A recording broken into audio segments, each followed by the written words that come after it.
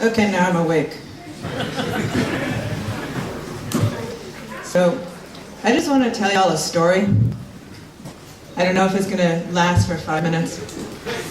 It's a story about what happened to me and my friend Lucy and my friend Johnny when we were traveling through South America about 15 years ago.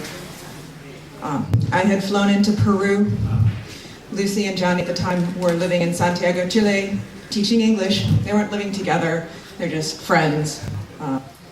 Johnny actually, on the trip, was terrified that he had contracted tuberculosis because he had slept with a Bolivian woman who had tuberculosis, and then he got a cough in his chest, and every other word out of his mouth was, I think I have tuberculosis, I think I have tuberculosis. We're like, Johnny, you don't have tuberculosis, at least not yet.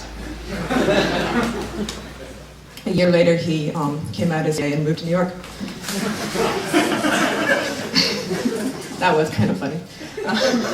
So anyway, I met them in Peru, in that city, which I'm forgetting the name of now, where you go to look at Machu Picchu, which is fantastic. By the way, if you have a chance to go see Machu Picchu, do it. Cusco, exactly. And Cusco I specifically and particularly remember for the pisco sours that they make there, which really, they're strong.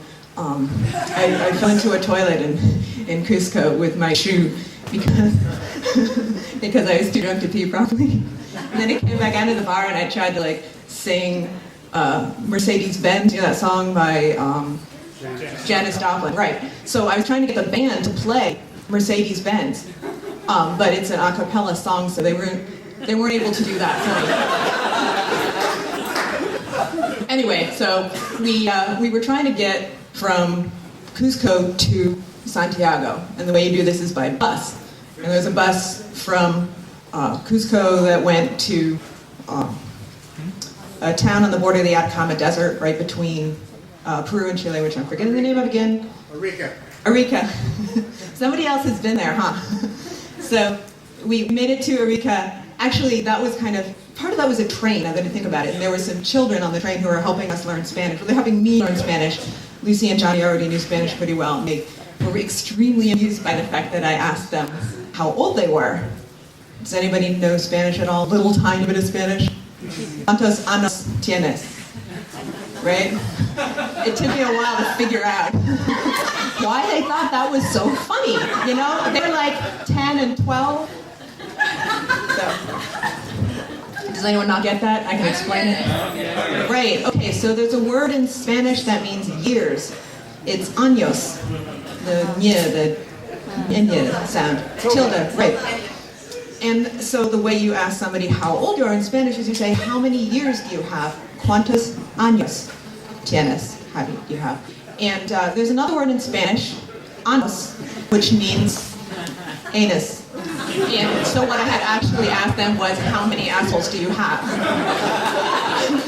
Which at 10 is extremely amusing. How many assholes do you have? Yo tengo uno. Anyway, so we got to Arica, we got on a bus. I had been in South America long enough at this point that I was a little bit upset in my stomach, so I was really not entirely happy on this bus trip. It was an overnight bus trip. At the end of the bus trip, we were ending up in Chile, and Lucy had warned me that Chileans are very picky about the forms of things. In this particular case, we had luggage. We put the luggage at the bottom of the bus. We had receipts for our luggage, and we needed to carry these receipts with us and return them to the driver at the end, so we got our luggage back. In the middle of the night, I had to get up and go to the bathroom on the bus.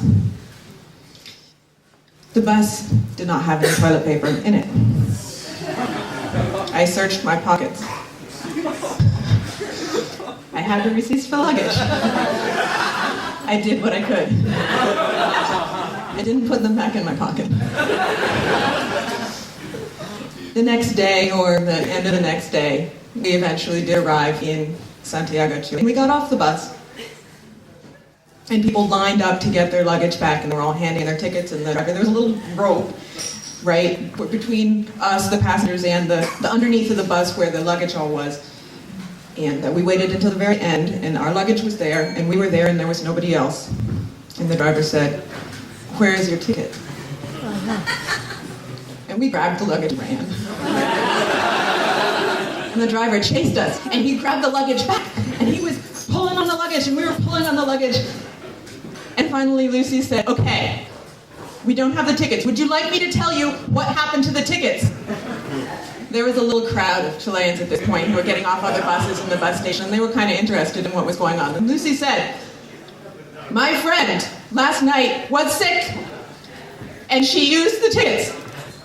And the driver stopped, and you could see on his face that he understood exactly what had happened. But he had to do something, so he said, so, the tickets are still on the bus then? Yes, the tickets are on the bus, thank you. He let us know, we got our luggage. All's well, happy ending. Thank you very much.